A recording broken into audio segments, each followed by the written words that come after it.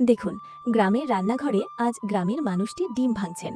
পরিষ্কার হাতে ডিমের কুসুম আলাদা করা হয় এবং প্রতিটি কুসুম ময়দা ভরা ছোট ছোট খোপে রাখা হয়।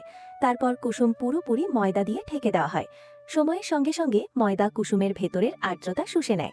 ধীরে ধীরে কুসুম কিওর হয়, শক্ত হয় এবং মিষ্টি তৈরির জন্য প্রস্তুত হয়ে যায়। এবার এই কুসুমগুলো ভালো করে চটকে একদম মসৃণ ও ঘন একটি পেস্ট বানানো হয়।